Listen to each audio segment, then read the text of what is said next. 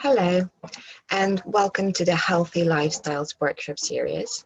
My name is Jo Pascoe.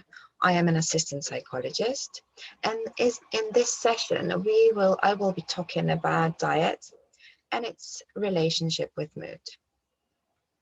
On a very intuitive level, we're all aware of the relationship between food and mood. If you ever found yourself sitting on a sofa with a box of ice cream or a chocolate cake when you were sad or stressed, you know exactly what I'm talking about.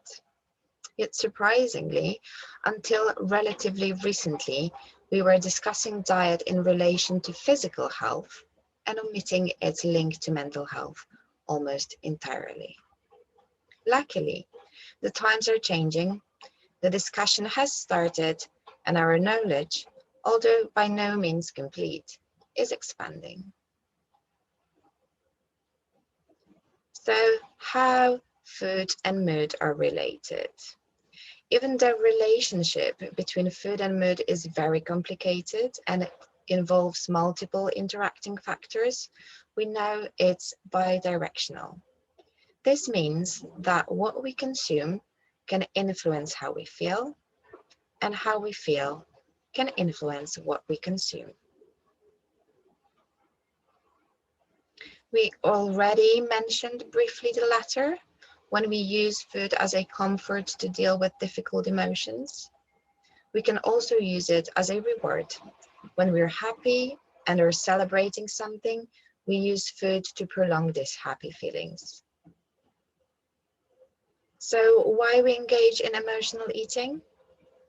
Because eating activates mechanisms inducing feelings of pleasure and reward mediated by certain neurotransmitters, chemicals in our brains. Also, certain foods will make us feel good through association. For example, chocolate is appealing not only because it tastes good, but also because it evokes a positive connection with receiving chocolate as a child, as either gifts or rewards. Also, the act of eating can provide effective temporary distraction from painful feelings. Next point is that food provides a false sense of fullness or wholeness, which we try to use to replace a sense of void created by negative emotions. Also, chronic stress causes our bodies to produce high levels of stress hormone, cortisol, which causes cravings we then try to fulfill. While occasional eating to comfort or reward yourself or to celebrate is not a problem, if feeding your emotions is your main or only mechanism to cope with them, you get trapped in an unhealthy vicious cycle where difficult emotions create cravings. As a result, you overeat, most often on highly processed, fatty, and sugary foods. Then eating helps temporarily in the moment, but you can't feed the emotional hunger. The emotions that triggered eating are still there. What is more, you often feel even worse afterwards. The good news and the important message to take away is that it's possible to break the cycle and stop yourself from engaging in destructive emotional eating. How do we do that? The first step is learning to distinguish between physical and emotional hunger. So let's look at them. The emotional hunger is sudden. It hits you instantly, feels overwhelming and urgent. On the contrary, physical hunger is gradual. Unless you haven't eaten for a very long time, the urge to eat will not feel as desperate and it won't require immediate fulfillment. Emotional hunger craves specific comfort foods. It craves junk food or sugary snacks which give you an instant rush. With emotional hunger, you feel that you need a burger or a blueberry cheesecake or Hawaiian pizza and nothing else will do. When you're physically hungry, almost anything sounds good, even as boring stuff as healthy vegetables. Emotional hunger often causes mindless eating. It means that before you even noticed, you've already ate a large pizza, bag of crisps, and a whole box of ice cream. You didn't really pay attention or fully enjoyed eating. When you're eating in response to physical hunger, you're typically more aware of what you're doing. Emotional hunger isn't satisfied once you're full. You keep wanting more and more, often eating until you're uncomfortably stuffed. Physical hunger, on the other hand, doesn't need to be stuffed. You feel satisfied when your stomach is full. Emotional hunger isn't located in the stomach. You're not going to feel a growling belly or a pang in your stomach. This hunger is felt as a craving which doesn't want to get out of your head. Emotional hunger often leads to regret, guilt, or shame. When you eat to satisfy physical hunger, you're unlikely to feel guilty or ashamed because you're simply giving your body what it needs. If you feel guilty after you eat, it's likely because you know deep down that you're not eating for nutritional reasons. Now that you know how to recognize emotional hunger, you need to be able to understand what triggers it. What situations, places, or feelings make you reach for the comfort of food. A good idea is to keep an emotional eating diary. Every time you overeat or feel the urge to do so, take a moment to figure out what triggered the urge. You'll often find an upsetting event that kicked off the emotional eating cycle. Write it all down in your food and mood diary. Write what you ate or wanted to eat, what happened to upset you, how you felt before you ate, what you felt as you were eating, and how you felt afterward. Over time, you'll see a pattern emerge. Some common triggers for emotional eating include stress, especially prolonged stress. Cortisol triggers cravings for salty, sweet, and fried foods, foods that give you a burst of energy and pleasure. Also, other uncomfortable emotions, which we want to stuff down. These include anger, fear, sadness, anxiety, loneliness, resentment, and shame. Boredom or feelings of emptiness. This is when we eat to occupy our hands and minds temporarily. Some childhood habits. So, for example, we've been always rewarded for good behavior with ice cream. Social influences. So, you would overindulge simply because the food is there or because everyone else is eating. You may also overeat in social situations out of nervousness.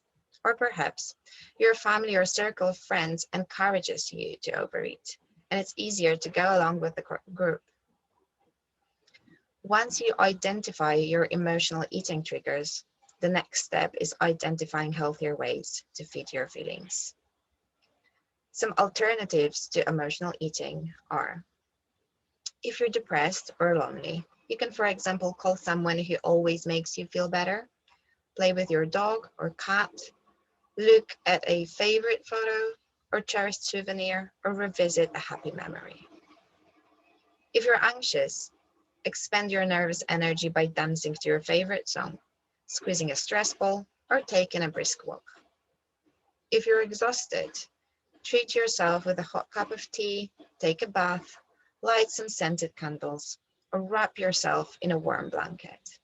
If you're bored, read a good book, watch a comedy show, explore the outdoors, or turn to an activity you enjoy.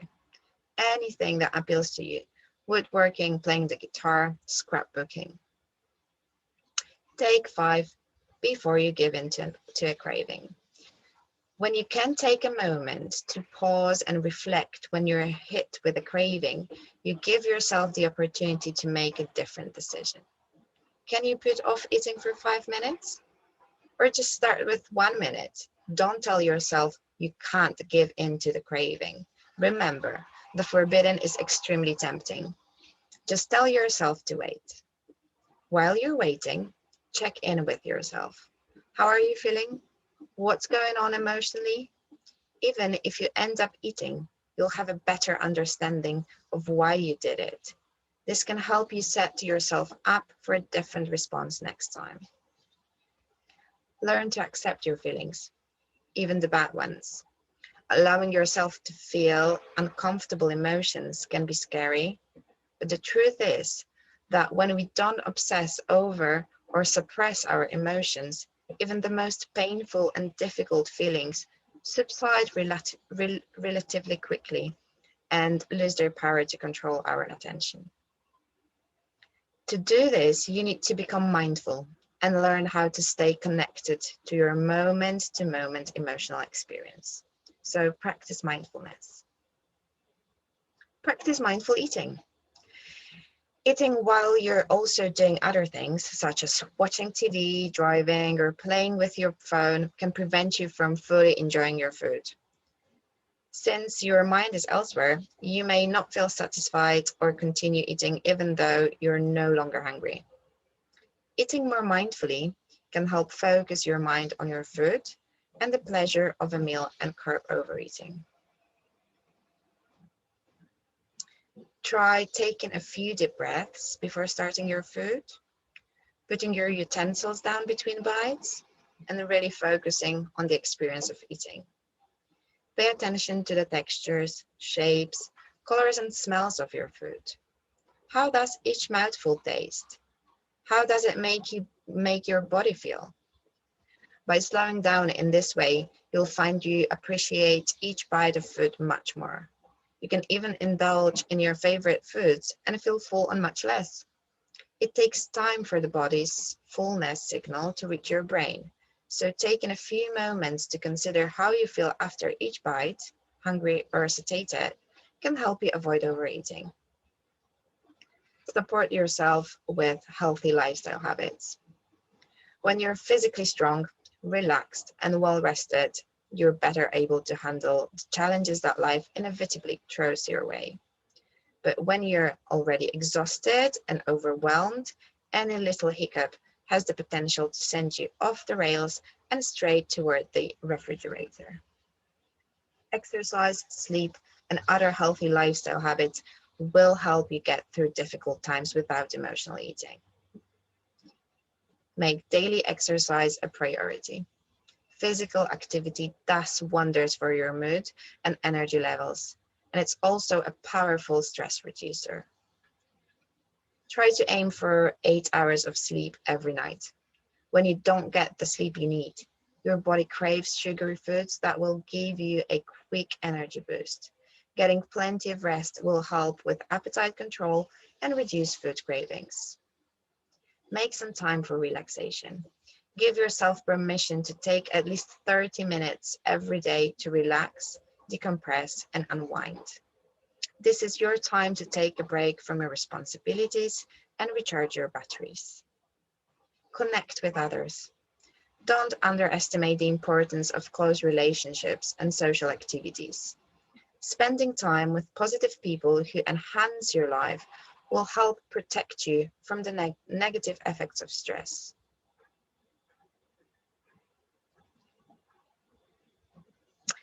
Now let's take a look at the other side of the relationship between food and mood. That is, how what and when we eat influences how we feel.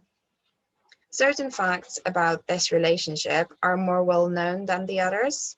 So for example, it is quite well established that low blood sugar can cause feelings of fatigue, irritability, and low mood. Skipping meals, missing a meal, especially breakfast, irregular eating pattern can all lead to low blood sugar and cause mood swings. Instead, eating regularly and choosing foods that release energy slowly will help to keep your sugar levels steady.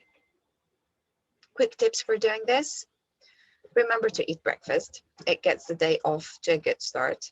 Instead of eating a large lunch and dinner, try eating smaller portions spaced out more regularly throughout the day.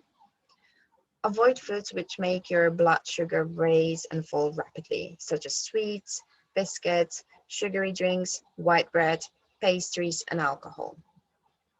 Eat slow release energy foods such as nuts, seeds, oats, and whole grains.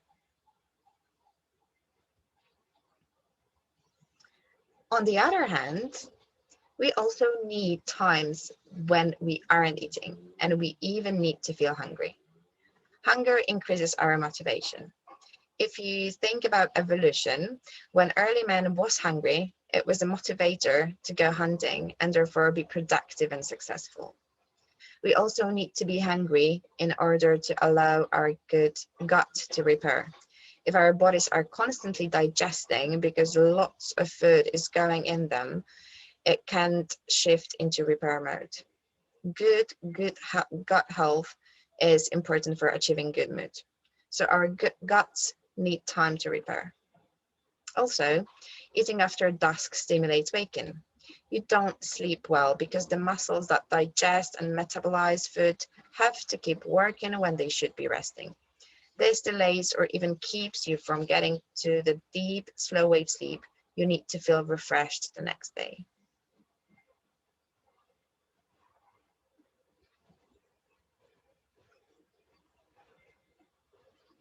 Lack of vitamins and minerals affects energy, mood, and brain function. So when you don't eat enough nutrient-rich foods, your body may lack vital vitamins and minerals, often affecting your energy, mood, and brain function. Therefore, popular diets based on cutting out entire food groups can be potentially dangerous for both your physical and mental health. Rather than buying expensive diet supplements, you should aim to get your vitamins and minerals from eating healthy, balanced diet with plenty of fruit and vegetables. Eating a variety of different colored fruits and vegetables every day means you'll get a good range of nutrients. Thus, aim to have your 5 a day and remember that fresh, frozen, tinned, dried, and just 1 glass fruits and vegetables all count towards your 5 a day. As a general rule, one portion is about a handful, small bowl, or a small glass. Caffeine. Caffeine can make you feel anxious, depressed, disturb sleep, and cause withdrawal symptoms. Caffeine, which is found in coffee, cola, energy drinks, and chocolate, is often called a drug.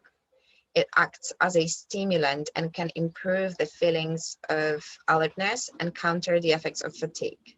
However, it may then make you feel anxious and depressed, disturb your sleep, especially if you have it before bed, or give you withdrawal symptoms if you stop suddenly. You might feel noticeably better quite quickly if you drink less caffeine or avoid it altogether. If you do drink tea, coffee, or cola, try switching to decaffeinated versions. In recent years, evidence shows that food can contribute to the development, prevention, and management of mental health conditions, including depression and anxiety disorders. Researchers started to look at the human microbiome, or gut environment. That is a community of different bacteria that has co-evolved with humans to be beneficial to both a person and the bacteria.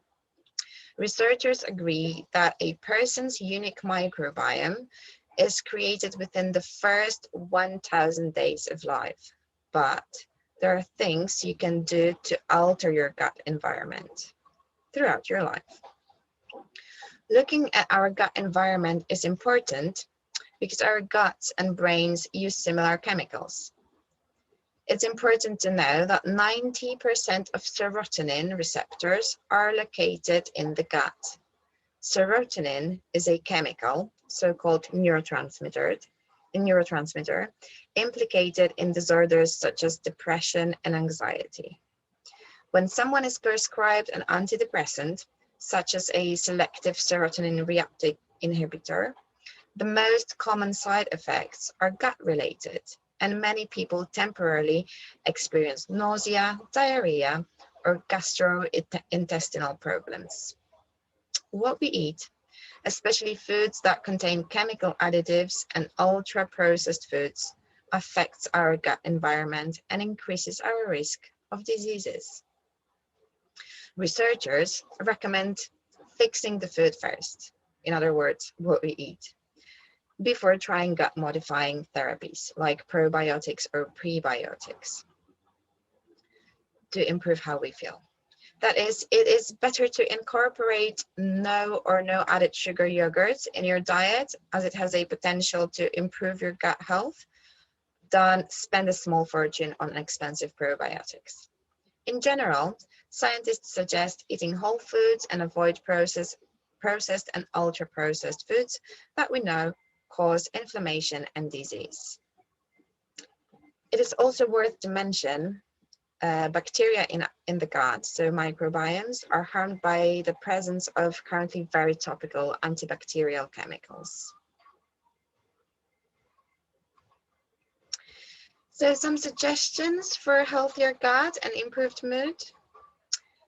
Eat whole foods and avoid packaged or processed foods, which are high in unwanted food additives and preservatives that disrupt the healthy bacteria in the gut. Instead of vegetable or fruit juice, consider increasing your intake of fresh fruit and vegetables. Frozen fruits without added sugars, additives are a good choice too. Eat enough fiber and include whole grains and legumes in your diet. Include probiotic-rich foods such as plain yogurt without added sugars into your diet. To reduce sugar intake at breakfast, for example, add cinnamon to plain yogurt with berries or to oatmeal or chia pudding. Add fermented foods such as kefir, unsweetened, sauerkraut, or kimchi to your diet. This can be helpful to maintain a healthy gut. Eat a balance of seafoods and lean poultry and less red meat each week. Watch your intake of fats. There is quite good evidence that eating excess fats increases anxiety. Add a range of colorful, fresh fruits and vegetables to your diet and consider choosing certain organic produce. We're nearing the end of the workshop, so some last points to remember. Please remember that whatever changes you make, it will take time for your body and brain to get used to them. It may take a while for you to start feeling the benefits. Creating new habits is difficult. You can expect hiccups on the way, so be gentle with yourself. We should be careful about using food as the only treatment for mood. A better diet can help, but it's only one part of treatment. Food is not going to cure serious form of depression and thoughts of suicide. So please remember to seek help when you feel in crisis. Thank you very much for listening to this workshop. I hope you found it helpful. Take good care of your body and your mind.